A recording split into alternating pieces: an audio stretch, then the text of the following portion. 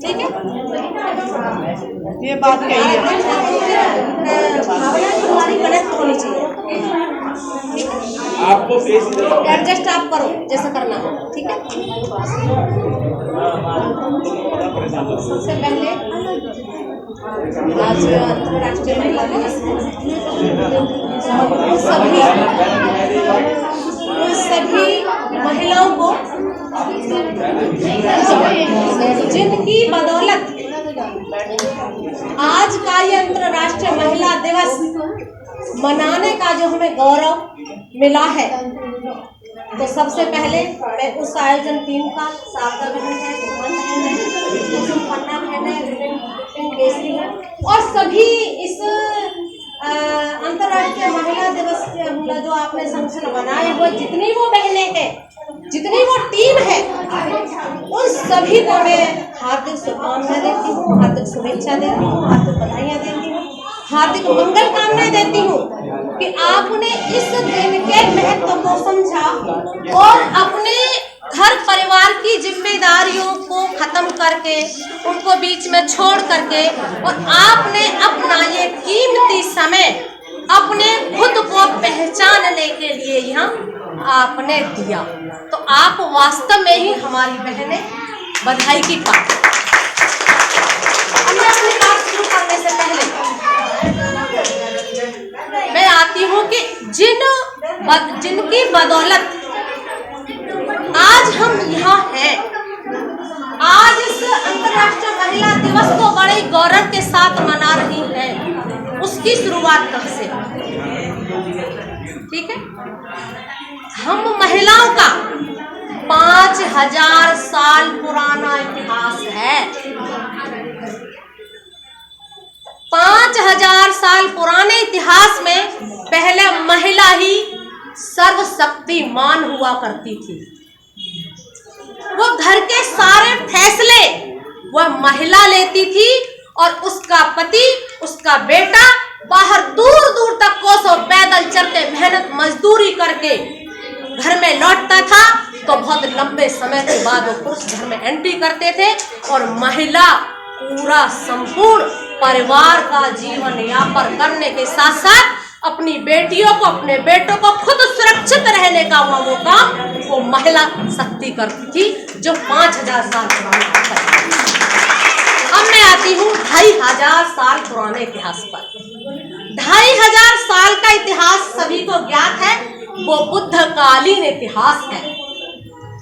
बुद्धकालीन इतिहास में जब सिद्धार्थ की जो माँ थी महामाया, वो पुरुष, सिद्धार्थ, महामाया एक महिला है, और जब सिद्धार्थ बोधिसत्व कहते हैं कि मैं आपकी कोख में जन्म लेना चाहता हूँ, वो बोधिसत्व है, और महामाया सहते कह देती है कि हाँ मैं तैयार।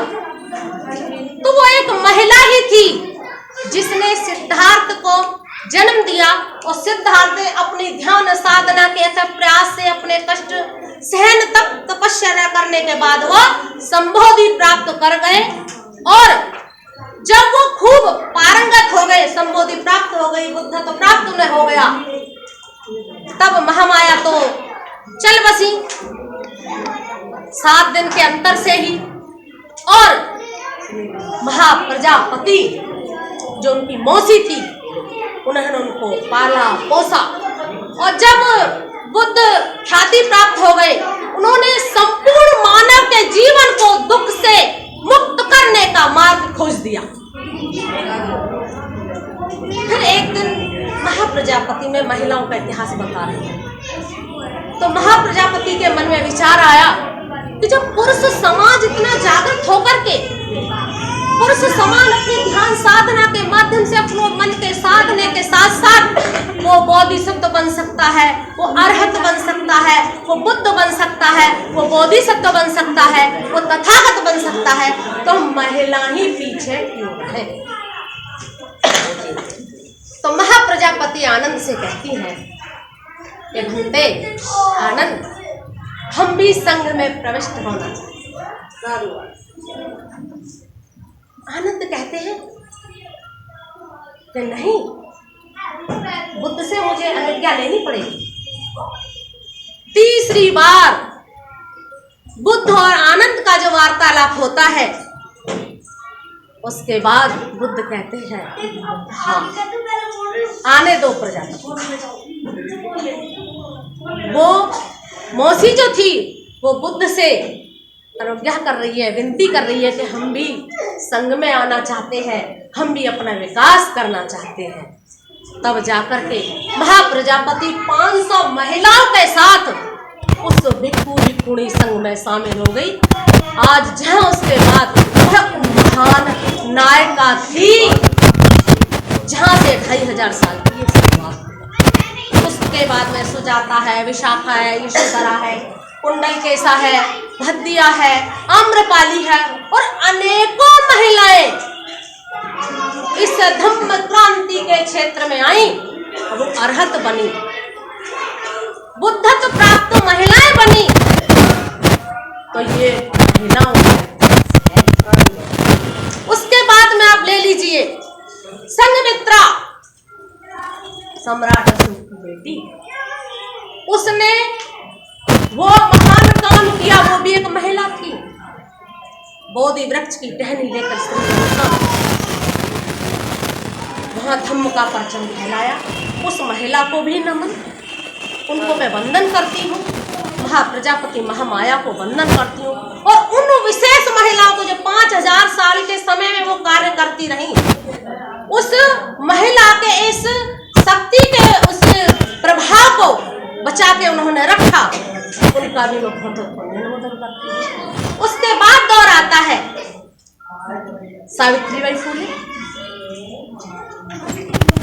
फातिमा शेख, अहिल्याबाई, झलकारी बाई, पन्नाधाय, रमाबाई और बाकी सब जो महिला आई, वो सभी को मैं पुण्यनोदन करती हूँ कि उन्होंने भी अपने जैसे उनमें सामर्थ्य थी, उस सामर्थ्य के अनुसार इस महिला को जिंदा रखने का काम किया।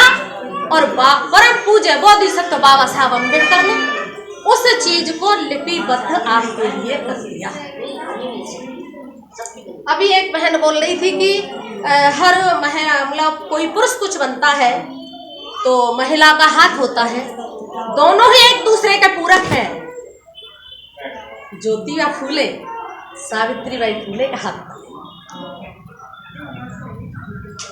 एक दूसरे की केमिस्ट्री है। पति पत्नी का जो संबंध है, अगर उसमें मैत्री है, अगर उसमें करुणा है, अगर उसमें प्रज्ञा है और उसमें एक दूसरे के विचारों को समझने की अगर आपके अंदर शक्ति है, तो आप एक दूसरे की ढाल बन करके समाज में सत्यता के साथ काम कर सकते हो। उस सत्यता को कोई झुठला नहीं सकता। वहीं एक बात और कहना चाहूंगी, बाबा साहब ने, अब बात आती है कि हमारी जो बहनें हैं उन सभी को नमन, बाबा साहब को नमन, बुद्ध को नमन और उन सभी महान पुरुषों को नमन, उन सभी धम्म वीरांगना को भी मेरा नमन, जिन्हों के कारण, जिनकी मेहनत से आज हम यहाँ सफल होकर के सुंदर परिधान में आज इस महिला दिवस को सफल बनाए। तो सभी को नमन।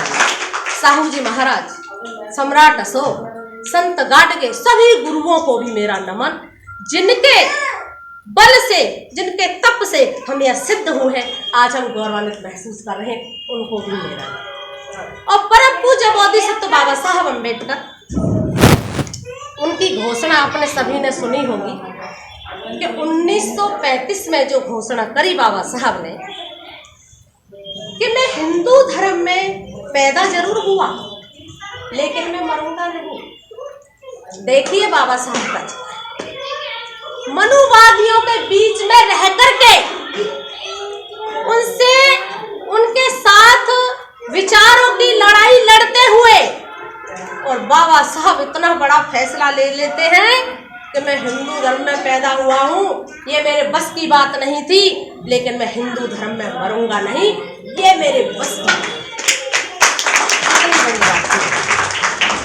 अब उस घोषणा में आता है, बाबा साहब को ये पता था कि ये जो मेरा महिला समाज है, मेरा पुरुष समाज है, यानी मेरा जो अछूत उद्धार का जो कार्य है, यानी अछूत जो लोग हैं जिनको हम छू नहीं सकते और जिनके आने जाने से भी गंदगियां हो जाती हैं, ऐसी लोगों की मानसिकता जो थी, तो बाबा साहब ने उन लोगों के लिए अलग से उस सड़ी गली वर्ण व्यवस्था से निकलने का मार्ग परम पूज्य बोधि सत्व बाबा साहब डॉक्टर अंबेडकर जी ने खोज निकाला।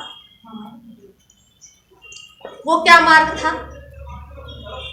देखिए, पहले तो बाबा साहब ने जब चिंतन किया, क्योंकि बाबा साहब जातिवाद का, मानसिक गुलामी का दंश झेल रहे थे, उस दंश को झेलते हुए ही बाबा साहब ने घोषणा करी थी। उसके बाद में जब बाबा साहब तब भी नहीं रुके, तब भी उनका काम चलता रहा। अछूत उद्धार की लड़ाई वो लड़ते रहे, महिलाओं पर काम करते रहे, अपने समाज पर वो काम करते रहे। तो बाबा साहब ने फिर अपनी लेखनी उठाई। जब तक तो चल रहा था, लेकिन जब बाबा साहब को लगा कि वहाँ सुधार की कोई गुंजाइश नहीं है, वहाँ मुझे कोई अपने समाज के लिए आशा की किरण नजर नहीं आ रही है, तब बाबा साहब ने सोचा कि पहले तो मुझे एक ऐसा प्लेटफार्म तैयार करना पड़ेगा जो मैं अपने अछूतों की, अपने इस समाज की जो लड़ाइयाँ हैं, जो उनके हक हैं, उनके हकूक़ हैं, उनको एक माला में पिरोने का काम करूं।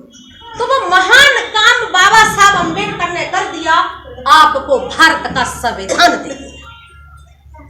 उस सब कार्यों को भारत के संविधान में लिपिबद्ध कर दिया। आपको शिक्षा का अधिकार दिया, आपको नौकरी पाने का अधिकार दिया, अच्छा खाने का अधिकार दिया, आपको वोट का अधिकार दिया, आपको रिजर्वेशन में प्रमोशन का अधिकार दिया, आपको और महिलाओं को विशेषकर आरक्षण दिया, आपको पुरुषों के बराबर बैठने का अधिकार दे दिया, आपको पुरुषों के बराबर तनख्वाह पाने का अधिकार दे दिया, है नहीं? और जात मूल स्त्री भेद का उन्होंने समापन ही कर दिया। महिला पुरुष बराबर है, महिला सर्विस करेगी तो उसकी पुरुष को भी इतनी तनख्वाह मिलेगी और महिला को। तो बाबा साहब ने बहुत सारे अधिकार आपको दे दिए, संविधान में वो सब लिपिबद्ध कर दिया। बाबा साहब ने विशेषकर महिलाओं के लिए हिंदू कोड बिल भी बना दिया। हिंदू कोड बिल में 22 मुद्दे आपको दे दिए। पढ़ लेना घर जा करके, इतना लंबा समय नहीं है कि मैं वो मुद्दे बताऊं आपको। हिंदू कोड बिल, बाबा साहब ने जो हिंदू कोड बिल लिखा और जब संसद में वो पास नहीं हुआ तो बाबा साहब को कानून मंत्री पद से इस्तीफा देना पड़ा। किसकी खातिर भैया? आपकी खातिर के लिए, आपकी खातिर इतना कुछ दे दिया। और एक चीज और, बाबा साहब ने आपको 5 स्तंभ भी दे दिए, जिसको आम्बेडकरी आंदोलन के वो 5 पिलर कहलाए जाते हैं, जिसमें इस मानव जाति का, इस पूरे अछूत समाज की बहन बेटियों का और हमारे पुरुषों का, सभी का हित है। अगर वो 5 स्तंभ समझ आ जाए हमारे, तो मैं समझती हूँ कि जो लोग ये कहते हैं बाबा साहब का मिशन अधूरा, हम सब मिलकर करेंगे पूरा, तो वो इस कथन को कहेंगे नहीं, उस कथन पर, उन स्तंभों पर काम करने का प्रयास करेंगे, जहाँ आपका संपूर्ण विकास है। मैंने लंबा तो नहीं लग रहा ना किसी में? नहीं। तो वो जो संपूर्ण विकास की जो बात है, जो 5 स्तंभ है आपके, पहला है आपका सामाजिक क्रांति करने का, दूसरा है आपका शैक्षणिक क्रांति करने का, तीसरा है आपका आर्थिक क्रांति करने का, चौथा है आपका राजनीतिक क्रांति करने का, और 5वां है आपका आध्यात्मिक और धार्मिक क्रांति करने का। ये 5 स्तंभ और बाबा साहब ने आपको दिए। ठीक है, अब जब 5 स्तंभ दिए हैं, फिर भी बाकी रह गया। अब फिर और क्या दिया बहनों? बाबा साहब ने आपको इतना कुछ दे दिया, और आपने, आपकी खातिर बाबा साहब ने 4 बच्चों की कुर्बानी भी आपको दे दी, फिर भी बचा रह गया। फिर भी वो बाबा साहब की जो अंतर्वेदना थी, जो चीख रही थी, पुकार रही थी कि मेरे समाज का उद्धार कैसे हो, मेरी इस नारी जाति का उद्धार कैसे हो, ऐसे रूढ़िवादी अंधविश्वास पाखंडी परंपरा में जो लिप्त हैं उनसे उनको छुट्टी कैसे मिले, उनको मुक्ति का वो मार्ग कैसे मिले। फिर भी बाबा साहब के अंदर वो पूरा धड़क रही थी कि मैं इनका कैसे भला करूं। फिर बाबा साहब ने आपको 14 अक्टूबर सन 56 में बुद्ध का धम्म दे दिया।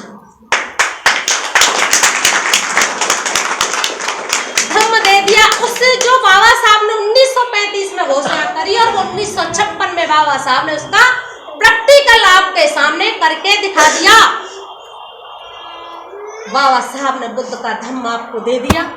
और बहनों, जो बाबा साहब ने पहले धम्म को भंते चंद्रमणि जी से ग्रहण किया, उसके बाद में फिर समूचे सामने जितने अछूत बैठे थे उन 7 लाख लोगों को बाबा साहब ने धम्म दिया। ठीक है, अब धम्म भी दे दिया आपको, क्योंकि बाबा साहब को ये पता था कि ये मेरा बड़ा भोला समाज है, ये मानसिक रूप से गुलाम है। हिंदू वर्ण व्यवस्था के अनुसार ये मेरा समाज जो है मानसिक गुलाम हो गया है, ये अपना कुशल मानसिक विकास नहीं कर सकता, ये रूढ़िवादी अंधविश्वासी पाखंडी परंपराओं में फंसा रहेगा, तो ये अपना समुचित विकास नहीं कर पाएगा। इसलिए बाबा साहब को स्टेप पर स्टेप लेने पड़ रहे थे। जो बाबा साहब के अंदर अंतर्वेदना का अंतःकरण में जो बात आपके लिए थी, वो बार बार निकल करके आ रही थी कि मैं कैसे कैसे अपने लोगों का भला कर सकूं। तो उस व्यवस्था से निकालने का काम भी हो गया। अब बाबा साहब ने सोचने की बात है बहनों, तो बाबा साहब ने आपको इस व्यवस्था से निकालने का भी मार्ग दे दिया और 5 जो मैंने स्तंभ बताए हैं उनके द्वार भी खोल दिए आपके लिए। अपना आप एक अरहत बन सकती है, बोधिसत्व बन सकती है, और राजनीतिक क्षेत्र में तो आप कहाँ जा सकती हैं, वो सब भी आपको दे दे। लेकिन सोचने की विषय की बात एक है कि बाबा साहब ने फिर अंत में आपको 22 प्रतिज्ञाएं क्यों दी। इस पे अकेले बैठना और कभी इसका चिंतन करना कि आखिर बाबा साहब को कहाँ ऐसी कमी लग रही थी कि इतना कुछ देने के बाद भी, इतना कुछ देने के बाद भी अपना शरीर भी तुम्हें दे दिया, अपने 4 बच्चों की कुर्बानी भी तुम्हें दे दी, अपना जो रमाबाई के उनके खुशी के पल थे वो भी तुम्हें ही दे दिए हैं। अपने बच्चों पे वो एक अच्छे से कपड़े वस्त्र नहीं पहना पाए, आपके बच्चे सूट बूट और टाई में स्कूल जा रहे हैं, वो सब तो दे दिया, फिर भी आपने 22 प्रतिज्ञा बाबा साहब ने आपको दी। वो क्यों दी? फिर बाबा साहब यह कहते हैं कि मेरा समाज है ना बहुत बड़ा, ये थोड़े से इसके सामने कोई थोड़ी सी अच्छी सी बात कह देता है, वो इसको वो ग्रहण कर लेता है, तो वो मेरा जो समाज है ये अधर में ही रह जाता है और ये अपना विकास वहाँ नहीं कर पाता। इसीलिए पहले से लेकर के जो 8 प्रतिज्ञाएं हैं 22 प्रतिज्ञाओं में, तो 22 प्रतिज्ञाएं आपको रूढ़िवादी अंधविश्वास पाखंडवाद से अलग करने का वो काम करती है। अब जैसा मैं उदाहरण दूंगी आपको, हमारे घर में कोई शादी का कोई कार्यक्रम हो तो जो हमारी 70 साल 80 साल की बुढ़ी या दादी है ना, वो हमें ब्याह के सारे संस्कार बताती है। ये दीवार पर मक्खी मूंदनी है, वो मूसल घुमाना है सर से आंखें बंद करके, वो टच ना हो जाने, पति पत्नी में झगड़े बहुत होंगे, और देव मूंदना है, बहुत सारी चीज़ें हैं। और उसी व्यवस्था ने जिस व्यवस्था में से वो चल कर के आई है वो उनका अब तक भी जारी है। और हमारा पढ़ा लिखा ग्रेजुएट व्यक्ति अपनी माँ का विरोध नहीं कर पाता, क्योंकि वो कहीं ना कहीं उस विचारधारा से, उस परिप्रेक्ष्य से वो पीड़ित है और वो वहाँ भी मानसिक गुलाम है। हमारा पढ़ा लिखा व्यक्ति पत्थरों पे नौकरी मांगता है और उसे नौकरी ये नहीं पता है कि संविधान से मुझे मिली है, लेकिन नौकरी मिलने के बाद भी भोग चढ़ाने पत्थरों पर ही जाता है, क्योंकि वह मानसिक गुलाम है। इसीलिए जो 8 प्रतिज्ञाएं हैं ये आपको आपका मानसिक विकास नहीं करने देती और आपको गुलामी की जंजीरों में जकड़े रखती हैं। तो इसलिए बाबा साहब ने पहले में 8 प्रतिज्ञाएं आपको इसलिए दी। इन 22 प्रतिज्ञाओं को भी घर जाकर के पढ़ लें। 9वीं प्रतिज्ञा के बाद में जो 22 तक है ये प्रतिज्ञाएं, ये आपके संपूर्ण मानवीय जीवन का विकास करने वाली हैं। उसमें सारा बुद्ध का धम्म दे दिया है। जो 55 ग्रंथों का हमारा साहित्य है, हमारे धम्म का, बौद्ध धर्म का, उस पूरे 55 ग्रंथों का अध्ययन करके बाबा साहब ने आपको बुद्ध और उनका धम्म भी दे दिया है। तो पूरा धम्म का सार इन 22 प्रतिज्ञाओं में है। अगर हम 22 प्रतिज्ञाओं को पहले 8 छोड़ने की है और बाकी सब अपने जीवन में प्रैक्टिकल करने वाली है, और हम सही मायने में जब हम प्रैक्टिकल करते हैं तभी हम समझते कि हम भीम की बेटियां हैं। जैसे कि आज बुद्ध का धर्म भी आपको हो गया, अब सिर्फ हमें पालन करना है और अपने जीवन को हमें आगे बढ़ाना है कि हम कैसे कैसे आगे बढ़ सकते हैं। आज पूरे देश में महिला दिवस मनाया जा रहा है, तो कहीं पर महिलाएं सुरा के साथ एंजॉय करेंगी, कहीं पर महिलाएं दोस्तों के साथ पार्टियां शेयर करेंगी, कहीं महिलाएं दोस्त दोस्तियों बॉयफ्रेंड गर्लफ्रेंड होकर के भी कहीं एंजॉय करेंगी। लेकिन हम भीम की बेटियां हैं और आपके इस संगठन को मैं बहुत बहुत साधुवाद करती हूँ कि आप कुशल मानसिक अवस्था को जीने वाली, उसको प्रेरित करने वाली का ये जो कार्य का आयोजन आपने किया कि आपने बाबा साहब की विचारधारा को महिलाओं के अंतःकरण तक पहुंचाने का काम जो किया, तो आपकी पूरी टीम बधाई की पात्र है और सही मायने में आप भीम की बेटियां हैं। क्योंकि लाखों महिलाएं आज लग रही होंगी बन सवर के आने जाने में, लेकिन आप अपने घर द्वार को छोड़ करके अब बाबा साहब की इस धम्म क्रांति को सफल बनाने के लिए आपने ये आयोजन रखा और मुझे जैसी एक बहन को भी यहाँ आमंत्रित किया। मैं सुमन बौद्ध का, शारदा बहन का, सभी का पूरा धन्यवाद अदा करती हूँ कि उन्होंने ये आयोजन रखा और हम कैसे आगे बढ़े, कैसे हम कार्य करें, कैसे बाबा साहब की विचारधारा पर हम खरे उतरें।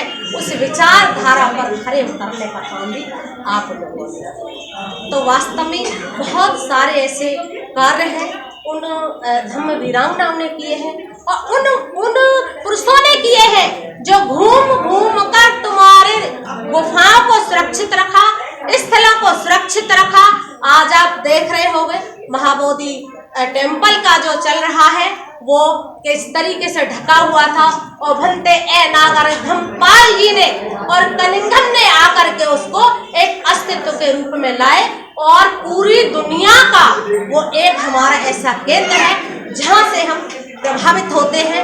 वो हमारी धरोहर है, तो वो हमारे हाथों में होनी चाहिए। कल मेरी ऑनलाइन क्लास थी, तो जो बहनें अभी मेरे साथ 8 दिन रही हैं बोध गया में, तो वो जब अपने विचार व्यक्त कर रही थी तो वो रो रही थी कि, और हम दोनों भावुक हो गए कि देखो ये एक बार सिर्फ 8 दिन रह करके आई है बुद्ध के चरणों में, उस बोधि वृक्ष के नीचे उसने ध्यान साधना की है और आज वो बुद्ध के प्रति, वृक्ष के प्रति कृतज्ञता व्यक्त कर रही है कि धन्य हो बाबा साहब अम्बेडकर, आपने हमें ये धम्म दिया और धम्म के अनुसार हम आज उस बोधि वृक्ष के नीचे उन जहाँ बुद्ध के चरण पड़े थे हम आज वहाँ बैठने का आनंद ले रहे हैं। तो उन सभी ऐसी जिन्होंने उन स्थलों को खोजा, हमें ये धम्म बचा के दिया, हमें स्थल बचा करके दिया, उस नारी के संपूर्ण अस्तित्व को बचा करके दिया हमारी महान नायिकाओं ने और हमारे महान नायकों ने, उनका तो बार बार धन्यवाद। धन्यवाद हो बाबा साहब अम्बेडकर आपका कि आपने उस सभी को लिपिबद्ध करके हमारे जीवन में उजाला करने का काम कर दिया।